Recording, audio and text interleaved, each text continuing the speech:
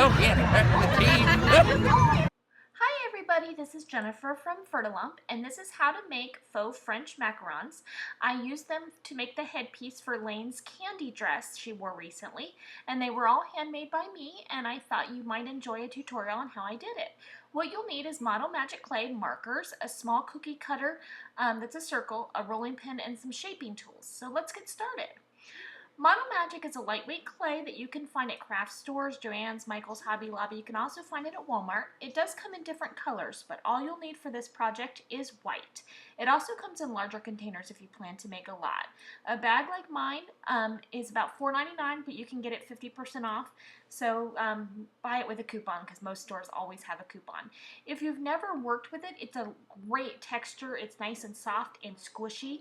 It's great for kid projects. You can reuse it over and over again if you keep it in an airtight or Ziploc bag, but you can air dry it also. The great thing about it too is that you can tint it with markers, so you can make it any color you want. I'm just showing you here, if you don't have a small circle cutter, cookie cutter, you can use a glass, but you basically just want something that's going to mimic about the size of a real French macaron.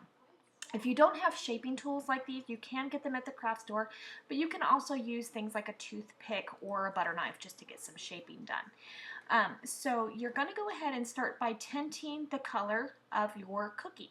I'm doing a yellow one here, and you just draw on the clay and then work it in, squish it in. You can mix colors of markers, so if you want a neat green or a purple, just mix red and blue or yellow and blue or whatever, just to get the shade and the color that you want. So the sky's kind of the limit as far as how you want to shade it. But you just color right on the clay and continue to work it in, squishing it in, and depending on how deep of a shade that you want, you just might have to color it 20 times or whatever. So this is a great project if you're watching TV and you just want to keep your hands busy. I am working on a non-stick surface. That's like a little cutting board that's plastic. So you want something that you can kind of peel these off later without too much stick. As you can see there, it's starting to tint yellow. I kind of want it like a deeper pastel yellow, so I'm just adding a little bit more marker to it. So there's the yellow compared to the white that we started with. And you are going to be working with a ball of clay total that's about the size of a golf ball, and then you'll break it into two pieces so you have both halves of the cookie. You'll use your little rolling pin and you'll roll it nice and flat, and you kind of want the thickness of your finished cookie. So get that to the thickness that you like and get it nice and smooth. And then you're going to go ahead and work with your cookie cutter or your glass. And you're going to press it almost all the way through, but not completely. You kind of want to leave that little footed edge around. That's kind of what macarons are known for, and that's what they look like. So you kind of want to get this. And it's kind of a trial and error thing until you kind of get the feel of it. Your first cookie might be a little wonky, but the more you do, the better you'll get at it. So as you see, you tear the extra clay away and you kind of have that rough edge. And this is where you can go in with your shaping tools or your toothpick and kind of tuck that in and get that little line around the side there, if that makes sense. And you're going to just kind of work with them and shape them again, like said, as you're watching TV or whatever. This just keeps you busy. You're going to want to make several cookies at once because they are going to need to dry. Take a good solid 24 hours. You don't want to shortcut that because if you try to pry them off, they might stretch and pull and not be good. But don't dry them too long because you want them to still be a little tacky. See where they're shiny there?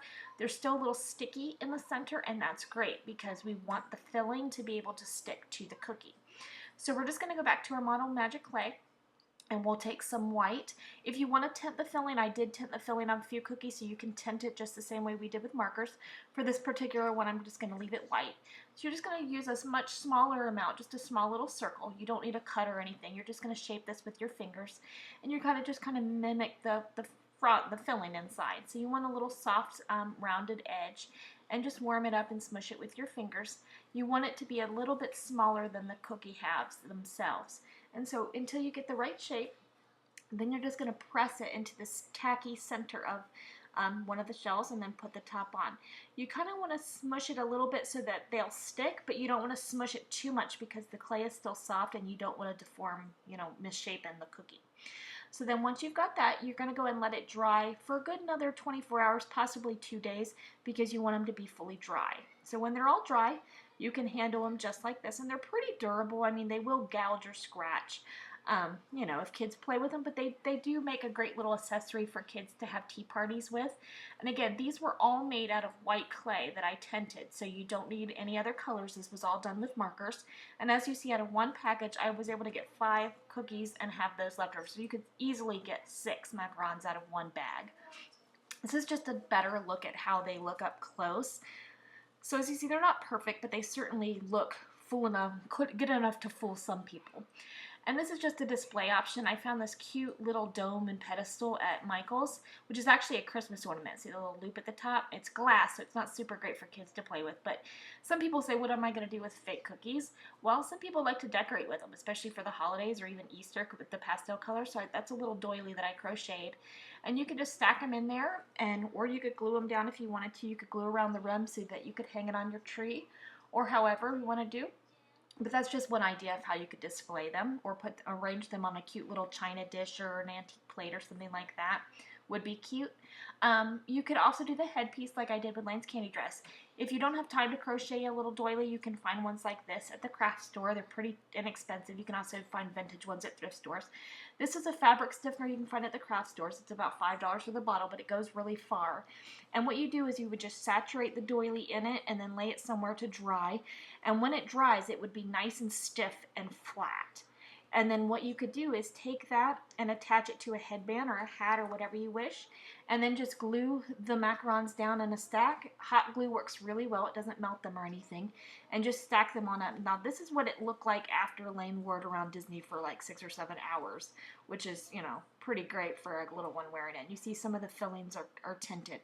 So that's the final look, her little crown headpiece for the candy dress. So thank you so much for watching. I hope you enjoyed it. And if you make any of these for yourself, I would love to see pictures and hear your comments.